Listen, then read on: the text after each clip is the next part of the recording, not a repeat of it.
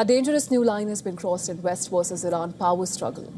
Iran has fired a political broadside at Europe, branding EU militaries as terrorists. The declaration lands as Iran war drills begin and Washington weighs its next move. Iran has escalated its confrontation with the West, issuing a stark warning that ripples far beyond Tehran.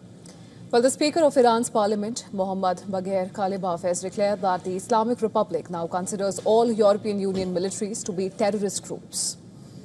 The move comes in direct retaliation to the EU's decision to label Iran's powerful Revolutionary Guard a terrorist organization following its violent crackdown on nationwide protests. In practical terms, the decision is largely symbolic. Iran has used a similar legal framework before.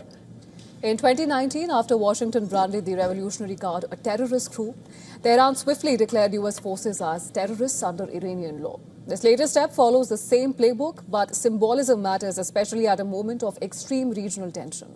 Now, Iran's Revolutionary Guard is more than a military force. It controls Iran's ballistic missile arsenal, oversees regional proxy networks, and holds deep economic power at home.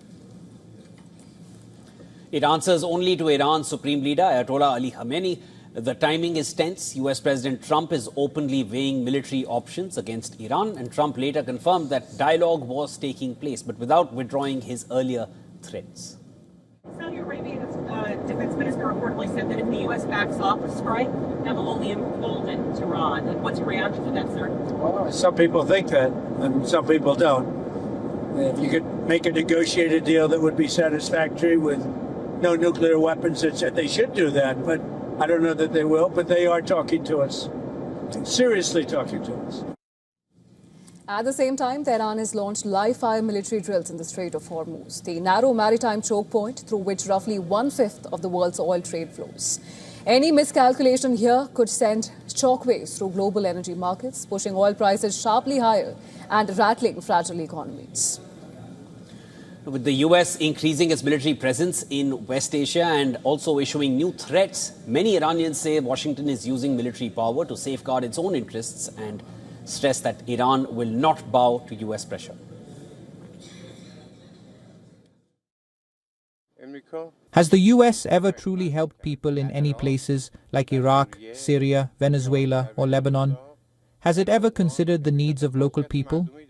The only thing that matters to the US is its own national interests and wealth.